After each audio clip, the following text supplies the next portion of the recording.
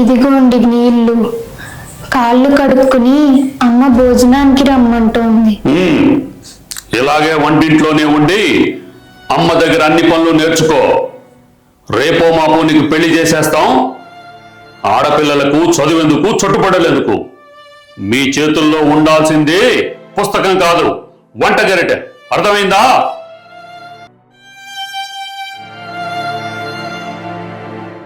నాన్న, చెప్పు.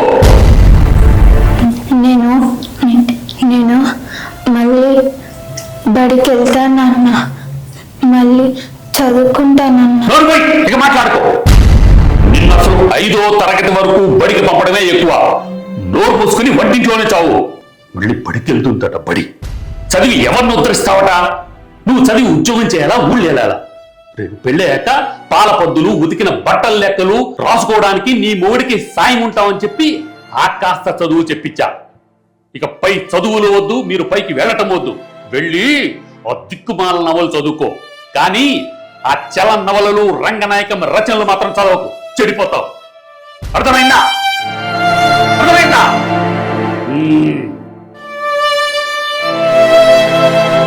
డాడీ, నేను డిగ్రీలో కాలేజ్ ఫస్ట్ వచ్చా డాడీ. కంగ్రాట్స్ రా, వెరీ గుడ్. వెళ్ళి ఫ్రెష్ అయ్యిరా. నేను చూడ్డానికి పెళ్లి వారు వస్తున్నారు. డాడీ, నాకు అప్పుడే పెళ్ళొద్దు డాడీ. నేను పీజీ చదివి జాబ్ చేస్తా. అదేదో పెళ్ళయ్యాక నీ భర్తకి ఇష్టమైతే చేద్దులే. ఇప్పుడు రెడీ అవ్వు, నీకు పెళ్లి చేసి పడాలి.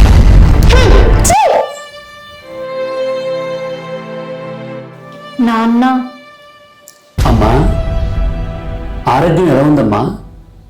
కడుపులో బిడ్డ బాగానే ఉందా తల్లి? నాన్న, పుట్టబోయేది ఆడబిడ్డ అని బలవంతంగా టెస్టులు చేపించుకుని తెలుసుకున్నాను నాన్న. అందుకే నన్ను పుట్టింటికి పంపించేశారు. అవునా చెట్టి తల్లి? అవును నాన్న. చేస్తే అబార్షన్ చేపించుకో, లేకపోతే పుట్టింట్లోనే ఉండు అని పంపించేశారు నాన్న. ఇంకా ఈ వివక్ష ఉందా చిట్టి తల్లి? ప్రతి తరంలోనూ మా మహిళలు ఇలాంటి వివక్షలు ఎన్నో ఎదుర్కొంటున్నారు నాన్న. అంతేకాదు, అత్యాచారాలు, హత్యలు, వరకట్నం చావులు రోజు రోజుకు పెరిగిపోతున్నాయి నాన్న. ఇవన్నీ చూస్తూ నా కడుపులోని ఆడబిడ్డ ఏమని ప్రశ్నించిందో తెలుసా నాన్న? ఏమని ప్రశ్నించింది చిట్టి తల్లి? అమ్మా, నేను పుట్టాలా?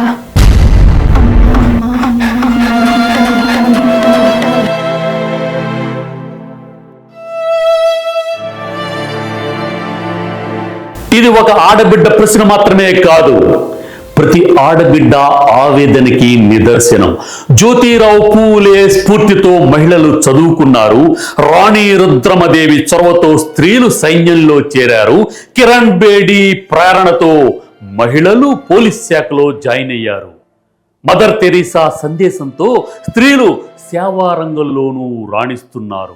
కానీ మహిళ ఇన్ని చేస్తున్నా, ఇంతగా పురోగమిస్తున్నా, ఆకాశంలోకి సగానికి చేరిన కొన్ని చోట్ల మహిళ వివక్షను ఎదుర్కొంటూనే ఉంది, అత్యాచారానికి గురవుతూనే ఉంది, అనుమానానికి హావుతైపోతోంది, వరకట్నపు చౌకి బలైపోతోంది.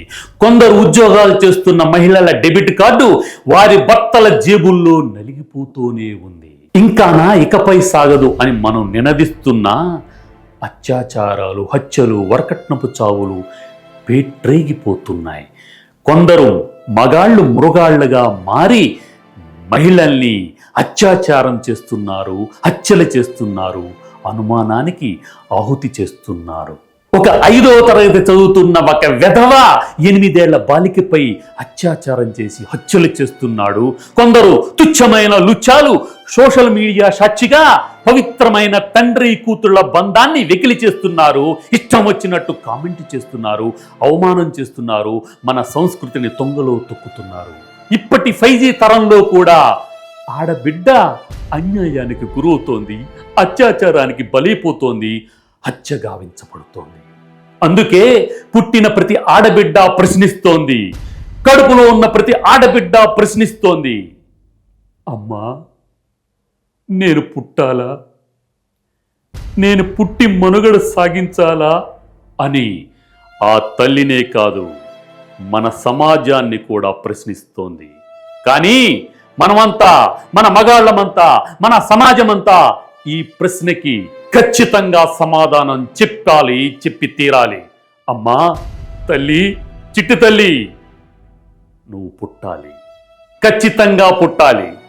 పుట్టి ఈ ప్రపంచాన్ని ఏలాలి. అలాంటి నవ సమాజం కోసం, సమ సమాజం కోసం ఎదురు చూద్దాం. తప్పనిసరిగా మన ఇంటి ఆడబిడ్డని, మన చిట్టి తల్లిని, ప్రతి స్త్రీని కాపాడుకుందాం. జై స్త్రీ శక్తి, జై జై స్త్రీ శక్తి. జై హింద్.